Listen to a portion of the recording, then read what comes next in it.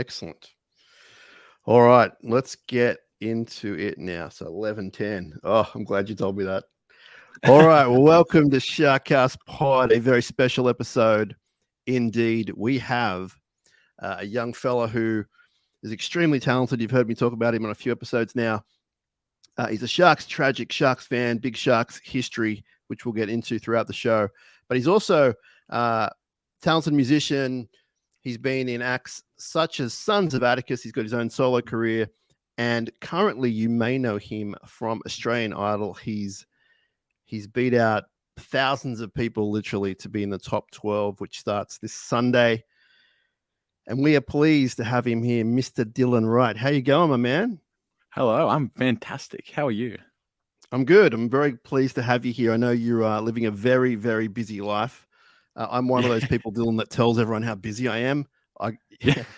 You win, man. You're busy. So let's get into it. Come on. No, it is wild. It is crazy. Every day there's something new going on. And to add to that, I have my girls close by. They're actually in Miranda. Staying with my mother-in-law, and so they come in and see me. They're 1.5 and 3.5. So it is crazy, absolute chaos.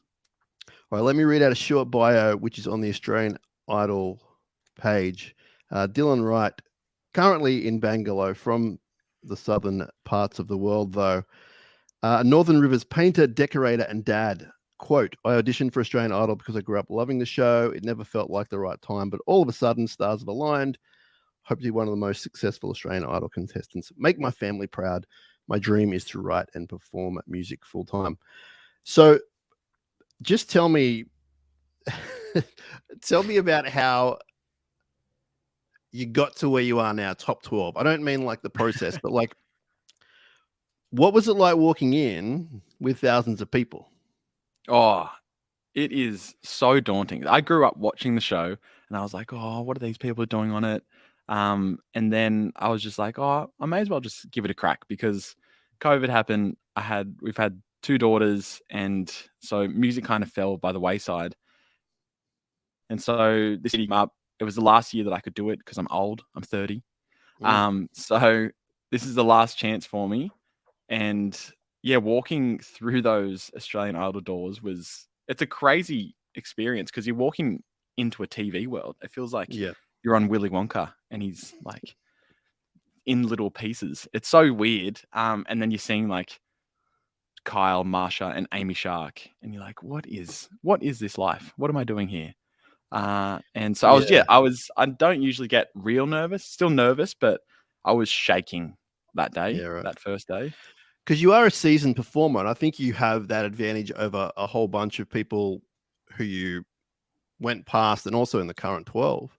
And I, as a fellow performer, I would be in your shoes going, what the hell am I doing? This is really nerve-wracking. But at least you have played hundreds of shows, right? Like, about technique and connecting and all that stuff. So really, I don't want to dumb down what you're doing, but I feel like your job is a bit easier than everyone else's because you have that.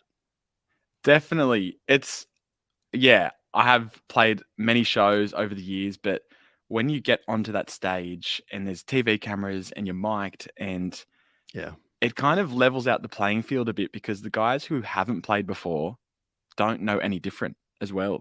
So it's a weird concept to get your head around. And I feel like everyone this year is so good.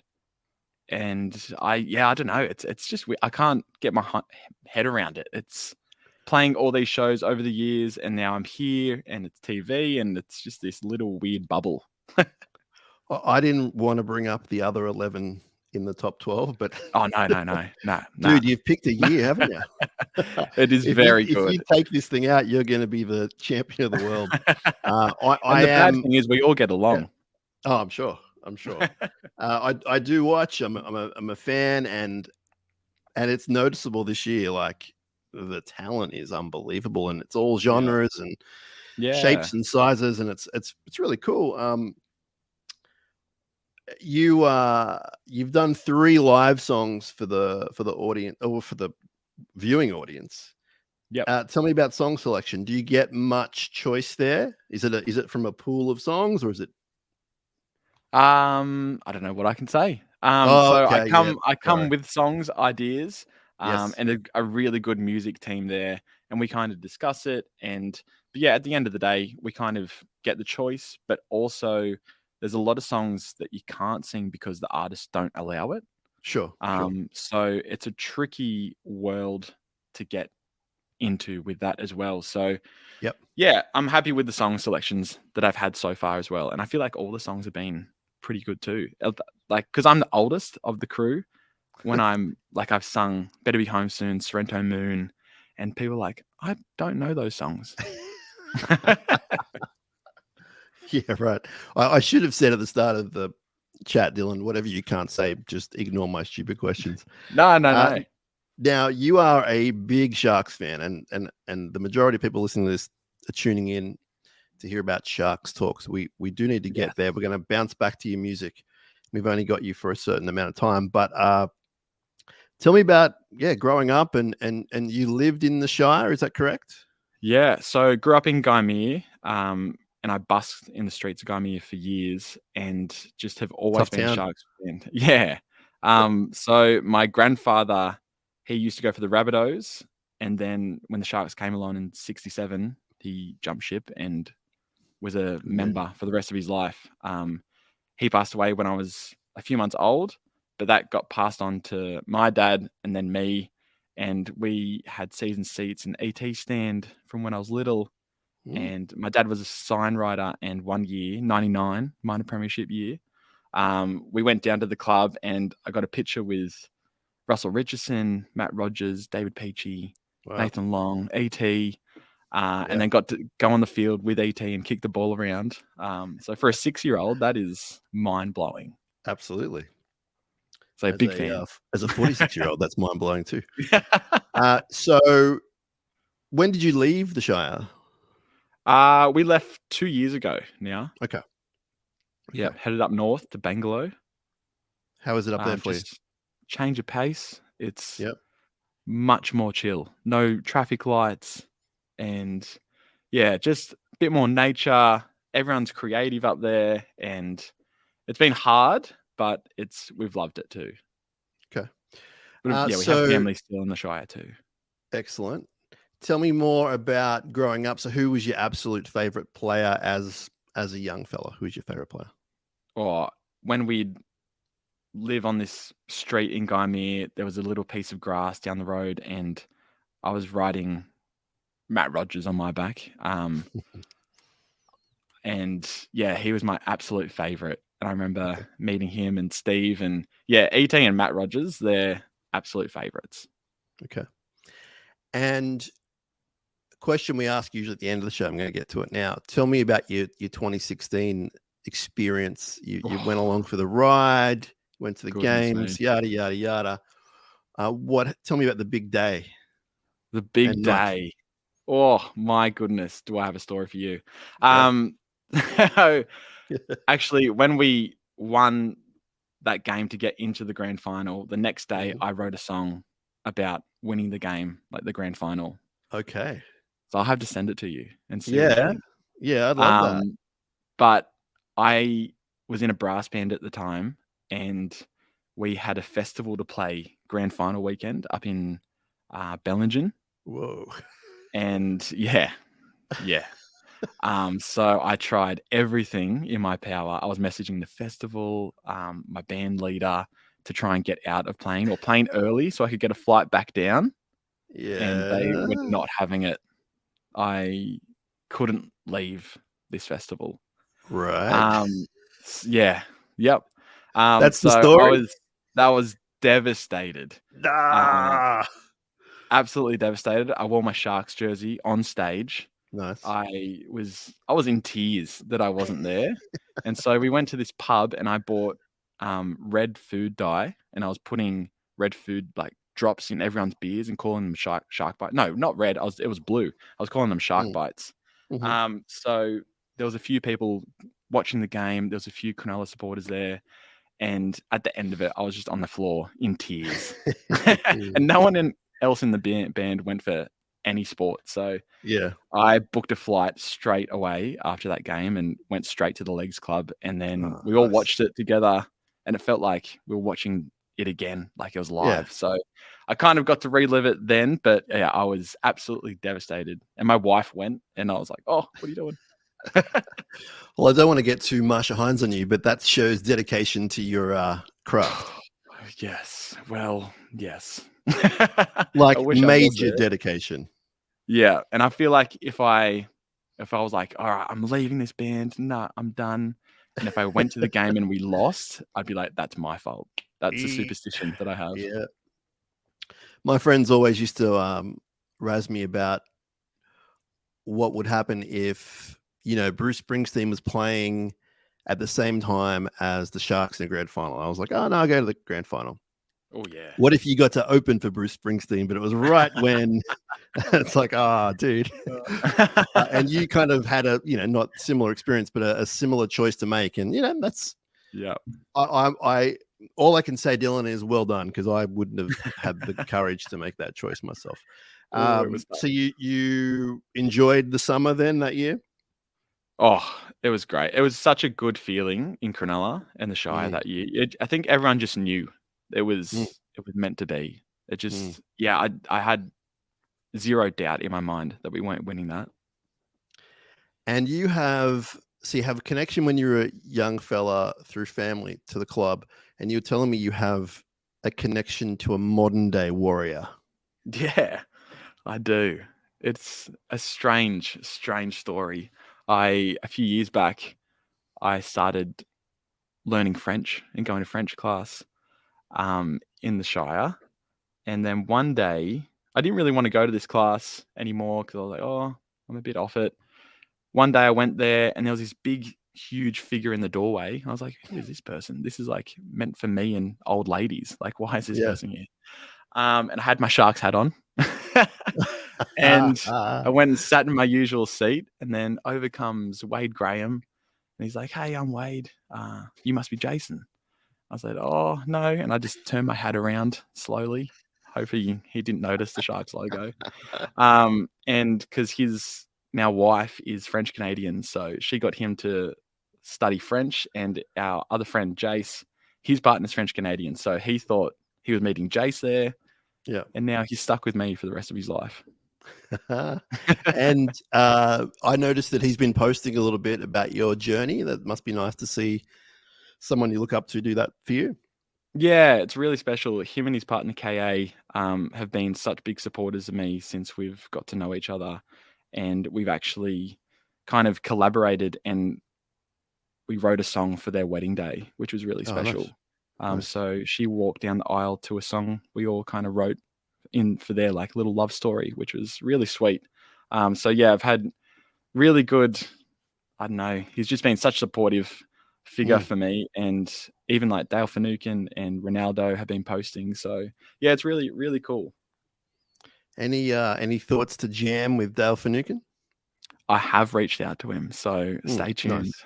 Stay tuned. Beautiful. He's beautiful. Really good. He is. He's really good. He's a top fella too. Yeah. Okay, we're going to stay tuned on that one. Might have an exclusive there for you. How do you think? How do you think we've been going in the Craig Fitzgibbon era? I love it. I'm excited. I think there's just always, growing years with these new kind of experiences with new coaches, and yeah, I'm ready for what this year's bringing. I think we're going to go all right. I think the comp's going to be completely different with teams in the top 8 and everything. But I think Craig has a good vision, and I have faith in him. Yeah, big time. Is there any league lovers in the top 12? Yeah, there is actually. Trent and Ripley, they're Queensland boys, so they go for Brisbane. Trent is the cowboy, yeah? He's the camel farmer. He goes for Brisbane. Yeah, and Ripley's the second best looking guy in the top 12. Exactly, yeah. Mamma Mia himself, he goes for the Cowboys. 10 million hits on TikTok. What the heck? Yeah, no, look, we don't want to talk about him. He gets too much talk. You're right. No, he's So incredible. sorry, who's he go for? He goes for the Cowboys. Oh, okay. Yeah. Okay. Have you had much banter or? Well, we're hoping we can all stay in until the end, obviously, but we really want to get to a game or two. Okay. So yeah, it's close. The season is very close. So we're hoping we can get to a game and just rub in each other's faces who loses. All right, let's bounce back a bit to music before we let you go. Tell me about so people watching Australian Idol know about your journey. You started playing young. You were busking in Gymea of all places. Tell me about Sons of Atticus, because you and I have shared like festival bills and that kind of thing, and I've seen you play. Tell the audience a little about Sons of Atticus for starters. Yeah, Sons of Atticus is with me and my best friend Matt. It's just a little country duo we started a few years ago, due to the love of country music we both had. I don't see myself as a country music as a musician, but I definitely write a lot of country. And then when we got together, we're like, oh, actually, maybe we are country musicians. And so yeah, we love Elvis and Chris Stapleton and Johnny Cash. So we're like, let's just do this thing. So in the early days of Sons of Atticus, we wore like suits and bolo ties, and we were really an old school kind of country, but now we're more Chris Stapleton, Midland kind of feel. So it's been a journey, but the country music scene in Australia is just like one big family. I've been in so many genres, and everyone is so welcoming and willing to give you support and advice. And even the top dogs like Andrew Swift and Amber Lawrence and Casey Barnes, they're just always willing to help you out no matter what. Yeah, for sure. Did you play Tamworth this year? Yeah. We did a few days. We love the Welders Dog in Tamworth. That's like our go-to. We'll play there till the rest of our days as a band. And yeah, that was at capacity both nights. It was like 30 people lined up outside, and it was just a little sweat box. It was a lot of fun. Now, without spoiling anything, I'm assuming you knew what was coming up for you personally. Did anyone else in the outside world kind of know that? Yes. As in kind of. People in Tamworth or whatever? Would they have any inkling that you were going to go do what you're going to do? Not really. I'm not really a showboaty kind of person. I kind of just keep my head down and happy to play music and see what's going on. But I was on one of the first Australian Idol ads, which was very cool. So the word was kind of out, but I couldn't say much at all. Hey, what's it like? Sorry to interrupt. What's it like? You just said, I'm not a showboat. I keep my head down. What's it like when someone like a Kyle Sandland says, well, that's all very well, but that's not going to win your Idol? How do you cope with that? It's a fine line. And I think that's something that I'm learning with. It's good to be humble, but also kind of, I don't know, get out of your shell a bit too. So yeah, it's finding that fine line of not going overboard, but yeah, kind of still being there and still in the picture. Now, again, if you can't answer this, don't worry about it. Do you get much time with the judges aside from what we see on the telly? No, that's pretty much it, really.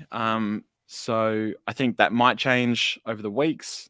Sure. Now that there's 12 and going to be 2 less each week, we might have more time with them.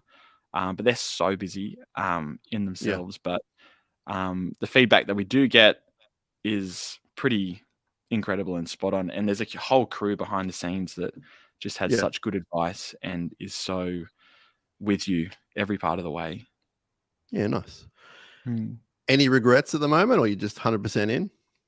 No, I'm 100% in. Awesome. Yeah, I'm loving this. When I say regrets, I mean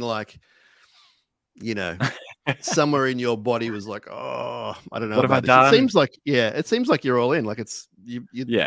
I don't know how you do it, to be honest. Yeah, I think honestly, it's the contestants that we kind of all pick each other up. Someone's having a bad day or something's happened. We kind of like pick each other up. We don't know how long we're going to be here. and it's such a weird experience. Not many people have done this. So No.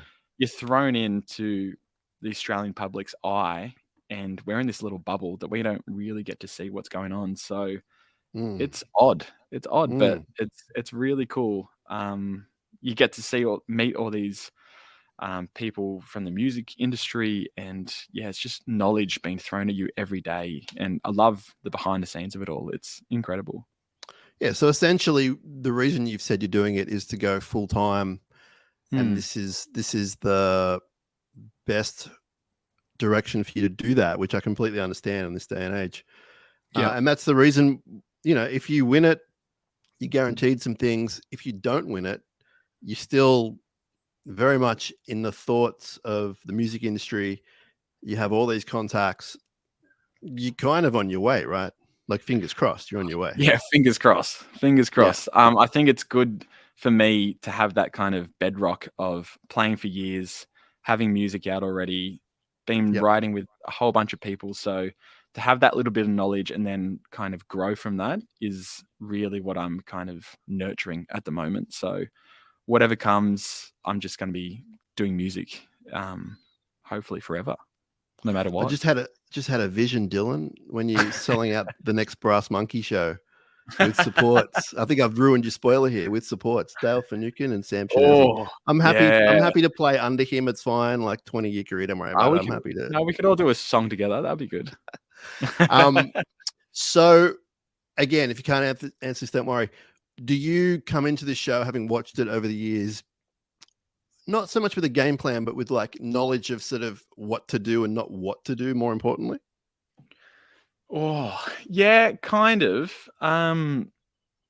It's a hard one. I feel like this year is so different to when I used to watch it with Mm, guys like Matt Corby and yeah.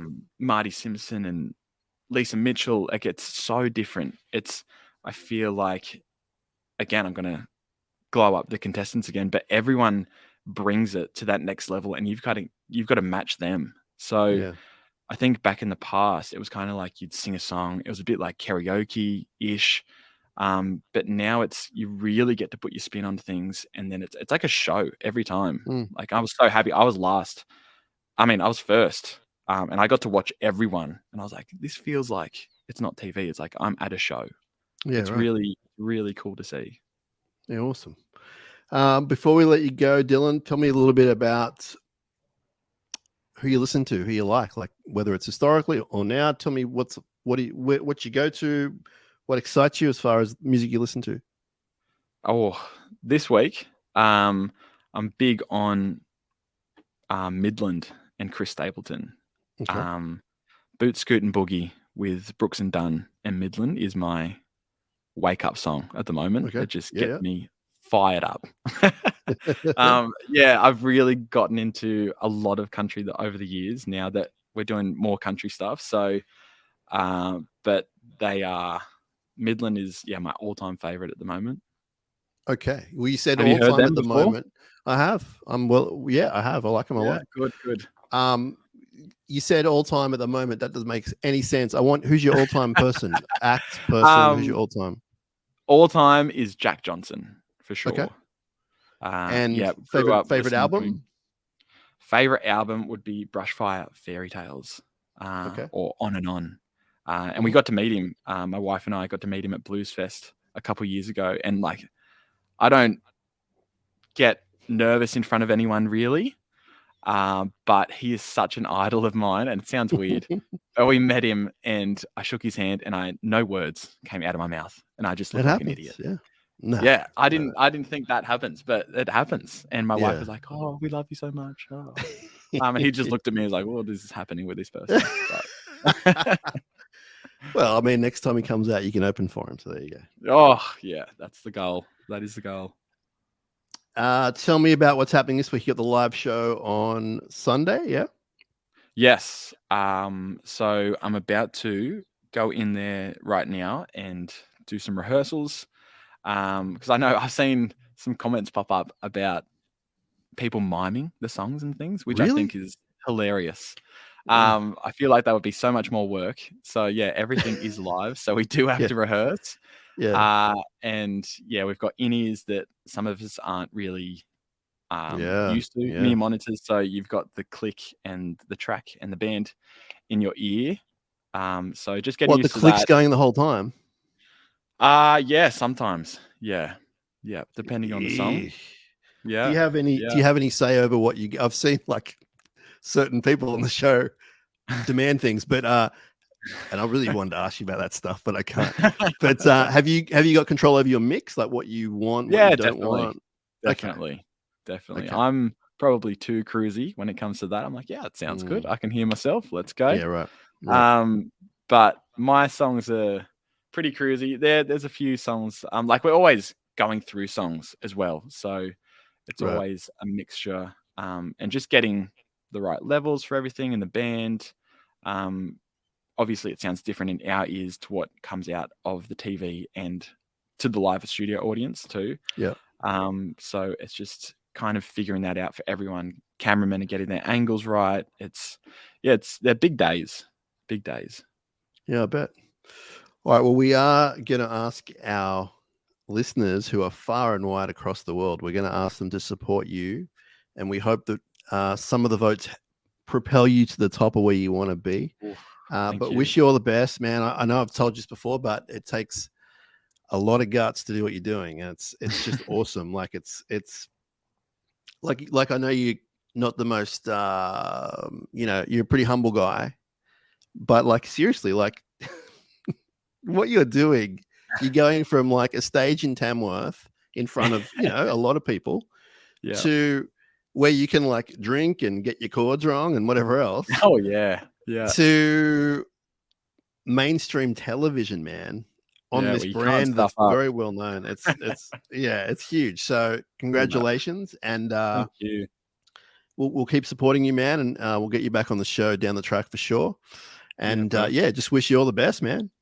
Thank you so much for the support. I really, really appreciate it. Awesome, dude. That's Dylan Wright, everyone. You need to go support him.